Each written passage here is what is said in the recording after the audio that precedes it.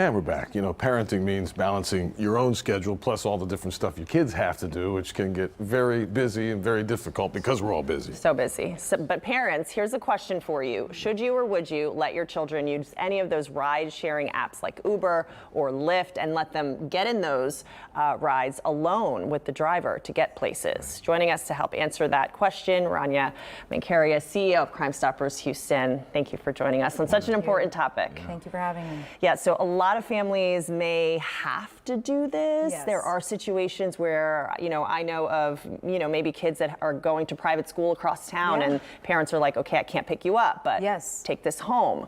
I know. So how do you feel about that in general? It's so hard. So let's start with what are the companies doing? One, I never blame parents for the choices they're making. Of course, they're making the choices in the best interest of their children. And our kids are so busy. Yeah. We weren't this busy when we were their age. So let's look at the companies. Are they doing everything they can to make sure safety is a priority? Uber, for example, the largest, just launched, they will now allow riders who are 13 to 17 years old to be alone in the car. And when you look at what Uber's doing, I'd say, okay, they're doing a lot. They're doing background checks. They're checking motor vehicle records. They're making sure these are experienced drivers who are highly rated. They have to have been in the U.S. for at least a year. If they're over 25, they have to have been driving for at least a year, driving with the company. Under 25, at least for 3 or 4 years. So that all checks out. And then you look at, okay, what are they opening to the parents? Parents can monitor GPS tracking. Kids can even record the conversations in the car. You get a notification if the car is stopped for too long. All of that's good.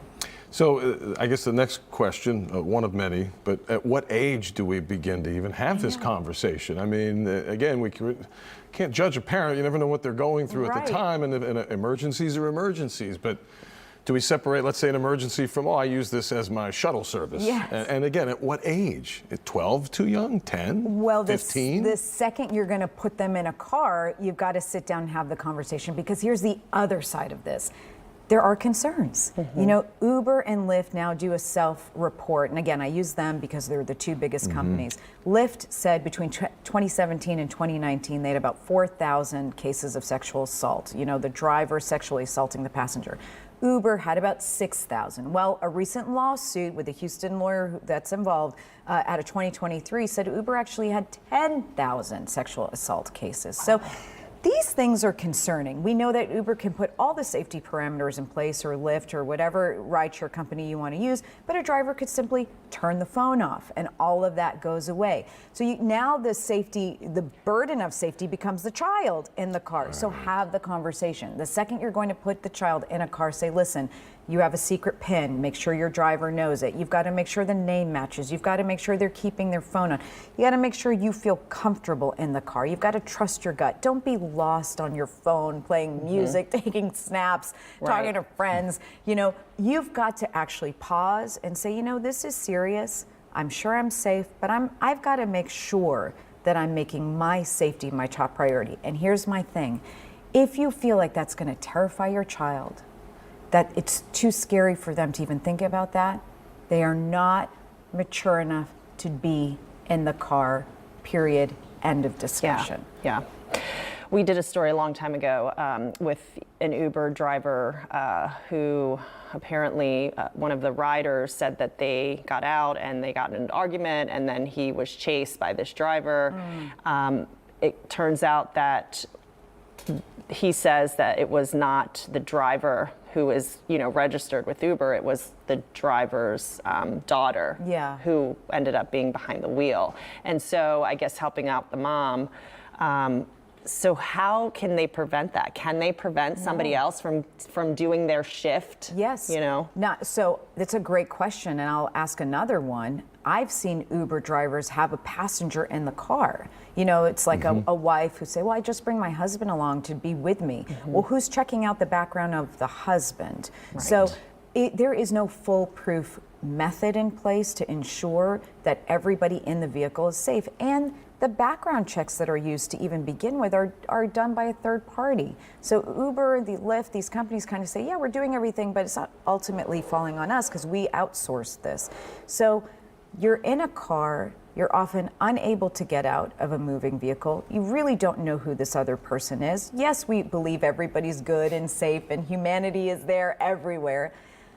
But you hear one story, you hear two stories, and you think, do I ever want my child to have to navigate that? Yeah. No. Too much of a risk. I mean, because we have to let them out of our sight at some point, but there's a much different example of getting on a bus, a school bus with 30 other kids, and a bus driver you hope was backgrounded properly, because again, we know that sometimes things slip through the cracks in any situation. But they're in a populated vehicle. Right.